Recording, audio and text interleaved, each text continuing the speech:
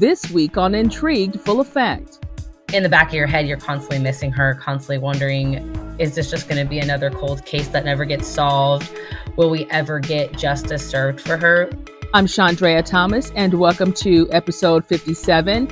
In this podcast, I talk about curious cases, disappearances, and other stuff. And today, I'm doing an update on the Tatiana Dugger case. Now, Tatiana vanished in early January of 2021, and her body was found about 2 months later in a remote area of Siskiyou County, California. After supposedly going to a party in Oakland, California, I spoke with Tatiana's sister Deneen back when they were searching for her, and I caught up with her to find out where the investigation stands right now. This is what happened. Thank you for taking the time to talk with me today. I know it's been a couple of years almost since we've had a conversation about your sister. And I'm just really curious about where things stand right now, because when I did like a Google search to see what was going on, every once in a while I'll go and check, and it's like I haven't seen anything since 2021, it seems like. So Tell me kind of where things are right now with the investigation into your sister's case. Well, that's just it. I haven't spoken, or none of my family, but haven't spoken to a detective in quite some time, like a very long time. At least the last time I spoke to him was like a year and a half ago. I've tried to get a hold of him just out of curiosity and see where like the case has gone. And it is extremely hard to get a hold of him. I have called and gotten voicemails and stuff like that. So I don't have an update as far as any recent time with her investigation at all. Well, let me ask you this. So just so people are familiar with this who may not have seen the original podcast that we did, can you give like a really quick breakdown of what happened with your sister? And I'm really curious too to know if anything has changed with what the family knew at that time versus what you may know now. Nothing has changed as far as what we've known. We know that she came up missing in Oakland, California with a man whose name went by a street name Trap. There were some people who were like brought in and questioned, but nobody has been arrested for it. Nobody has been charged with anything. There was not enough findings or information to link the people that they brought in on this case. It was just no help. She was gone for 3 months, and a hiker found her body in the woods, sorry. And since then, we've kind of just been dealing with grieving, and it seems as though life has to go on. So you continue about your days, but in the back of your head, you're constantly missing her, constantly wondering, is this just going to be another cold case that never gets solved? Will we ever get justice served for her? And we don't have those answers because it's so hard to get anything even going. It was hard in the beginning of the case. Now it's even harder, it feels like. And that's what I'm wondering too, because I know she went missing, was it January of 2021, right? Like January 9th, somewhere in there. I would say the last contact that she had with anyone. And so just from your understanding, what was she supposedly doing at that time? For those who may not have heard the first podcast.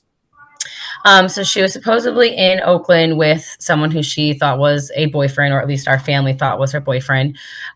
His statement was that he took her to a party and she came up missing. We know that's not true. That is one thing we know for sure. And we started treating the case as like a human trafficking case, just because of the area that she was last seen in and the type of person she was associated with. And when we went from there, it was just trying to find her and do everything we can to get more information. And there was never anything like, was there really a party? Like, did she ever really go to this so-called party at that time? We have no proof. We just know that when they fact checked him, it wasn't correct. We don't know if they went to a party. We don't know. But as in our family, we know he's lying. We know that's not the truth. Do you feel deep down that it was a human trafficking situation, that she may have been drawn into that? Yes, 100%. Why do you feel that way? Just the context and the people that were brought in for the investigation, and pretty much that, just the context and everyone that was brought in for the investigation and knowing the area that she was in. So at this point, I know that you were going to try to do some checking to see what was going on with the investigation, as far as things right now. So what was like the last update that you got? Like, what was the last, I guess, new bit of information, if any? The last new bit of information that we got was that they were trying to, the distance, the amount of space, mileage, whatever you want to call it, from where she was last seen to where she was found was extremely far. I think it was like over 600 miles or something like that from Oakland, California to Siskiyou County. Was they were trying to figure out when and how did she get up there. The area that she was in was also very like a local area. It wasn't a common space for people to go hiking. It was used as like a back road for access point into the woods, but people did use it for hiking. So it wasn't traveled a whole bunch, just certain things like that that didn't add up. And so they were trying to figure out if there was anything that could help them figure out how she ended up there, being so far away. That was what they were last working on. Yeah, because as far as what I remember, it's a Siskiyou, because I was trying to get that pronunciation down. I was like, am I saying this right? So when I think about the time frame of when she was missing and when her remains were discovered, it was about 2 or 3 months, right? Somewhere in there. To the end of January, February, March, end of March, beginning of April. Yeah, so about 2 or 3 months. Wow. So what was that? What was that phone call like for you? How did you guys actually find out that it was her?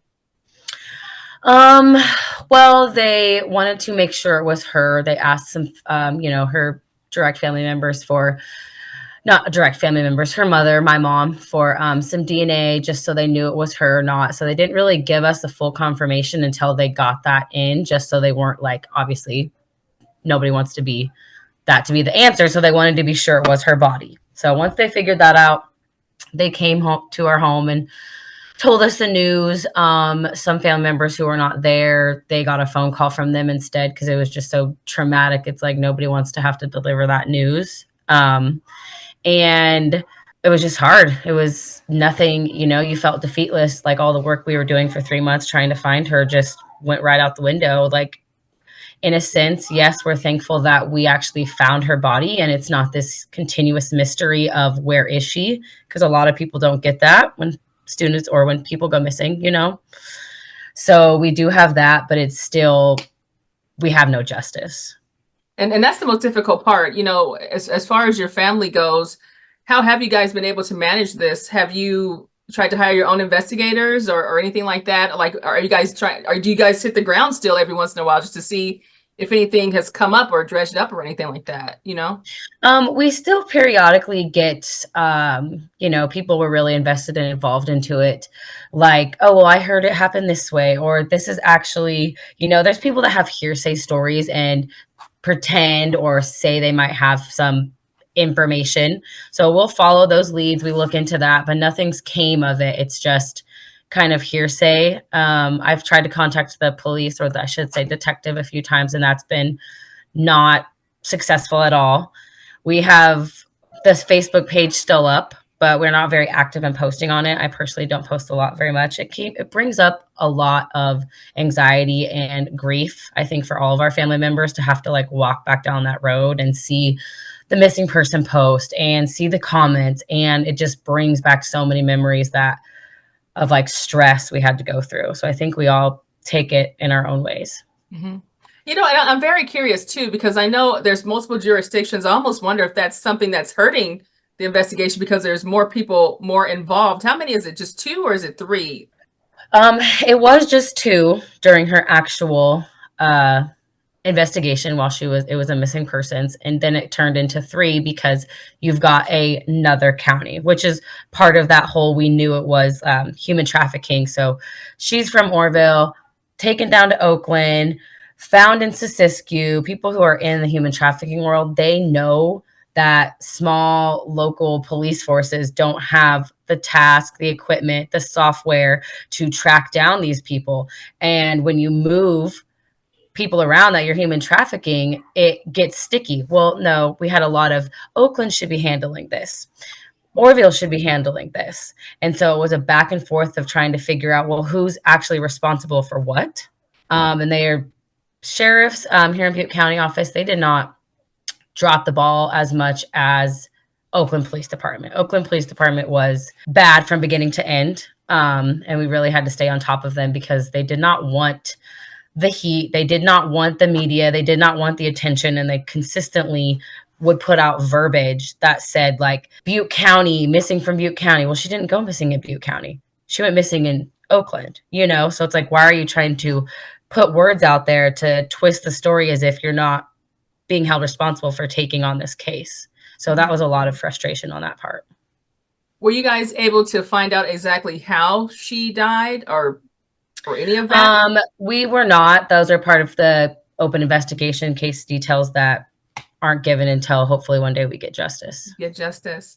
Mm-hmm. Wow. So as far as your thoughts about, like, when you talk about rumors and things on the street, because I know the streets talk, right? Things you guys get random calls and things like that. So was there ever any particular, I know you mentioned some things before, but any particular tips that kind of said, oh, you know, this kind of matches with information that we know that's not public yet, or anything like that? Has that ever come up? No, none of the information that we've received has been accurate enough or has held truth that we feel like, okay, that's what happened. We know for sure that it was a murder. The way that the findings around her body and the area that she was in, it was not an accident. We know she was murdered. Somebody took her life. And the person who did it and the police department who held that part of the investigation know who did it or know what happened. And until justice is found or served, then that's how it's going to be. You know, let me ask you about this too. So as far as just, I want to talk about your sister some, just so people know about her as a person and everything, right? So, but just to clarify, if there's anything that you would like to clarify regarding your sister, regarding the case, because once things get on the internet, people just say all kinds of random things that may or may not be true about the person. Is there anything that you want to clarify and like clean up to make sure that people have a clear understanding of what was what? Not that I can think of. I think her story getting out there and it being so important to people, and just they were able to relate and see how young and beautiful she was, and that no matter what kind of lifestyle somebody is living, people make mistakes. She's young, 18 years old, out in Oakland. People make bad decisions. It doesn't mean that's who they are. It just means that, unfortunately for her, she wasn't able to come home and remedy those, you know? Her life was taken before she got to make that decision. And so just to the many young women out there and men and anybody that feels that they can't change who they are or decide one day to make the right choice about how they're living, I encourage them to please try to do so. You know, as far as your sister as a person, what was she like? You know, because I'm looking at her pictures and beautiful smile. I just feel like that she had all this special energy, you know, about her. You can just see that through the pictures. Tell people who may not know very much about your sister, just about her as a person. Well, her middle name was Sunshine, and I know I've said this before, but she was everything like that. She was sunshine in human form. She was warm and loving and caring. She helped me with whatever I needed, whenever I needed it. And she is very missed by all the people who were special enough to be in her lives. Mm-hmm.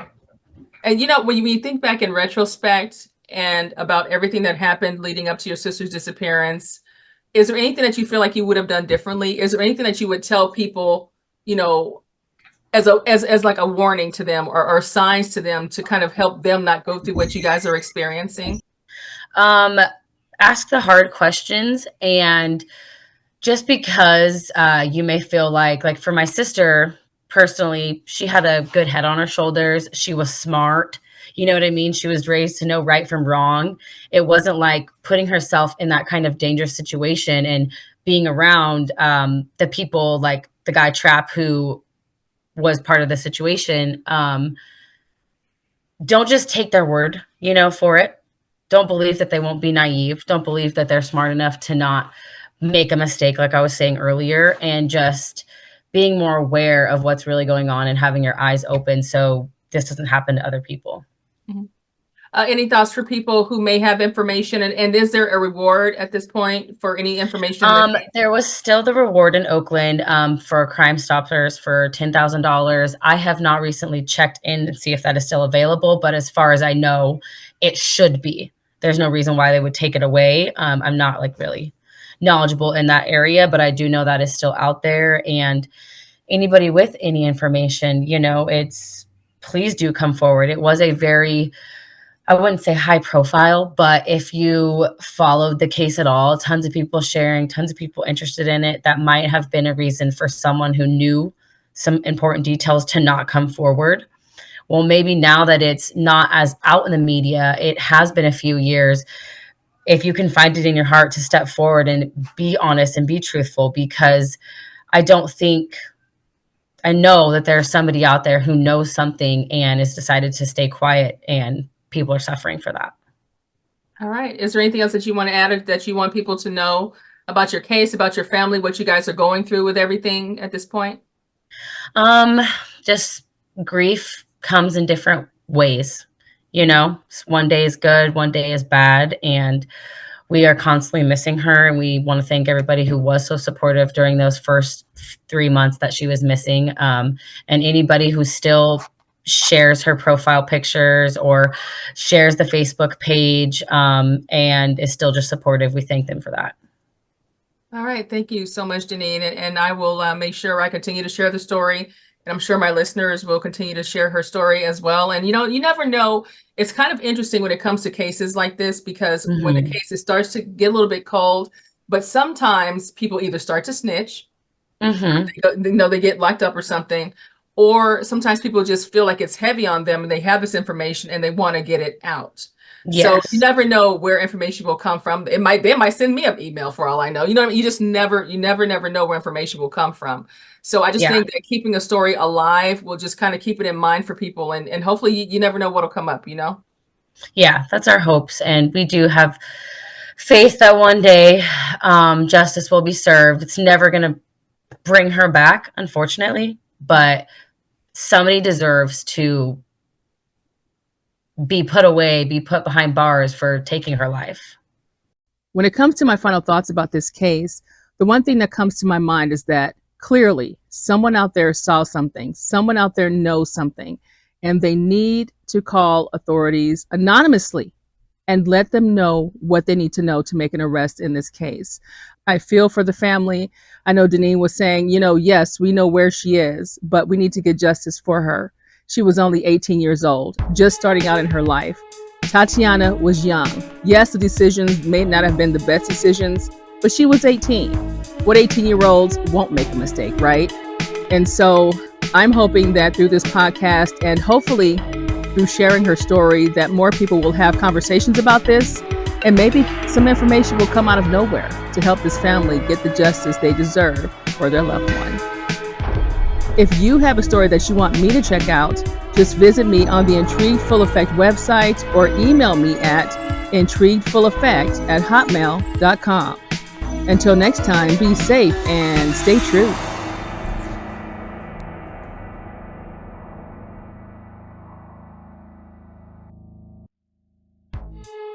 The views, information, or opinions expressed during the Intrigued Full Effect, Curious Cases, Disappearances, and Other Stuff podcast are solely those of the individuals involved and do not necessarily represent those of the host. The primary purpose of this podcast is to educate and inform. The host of this podcast assumes no liability or responsibility for any activities in connection with opinions shared in the podcast. The podcast and blog associated with it shall not be used in any legal capacity or as a basis for expert testimony. Any copyright material in the podcast is approved by the owner or is part of the public domain. Music by Pond 5.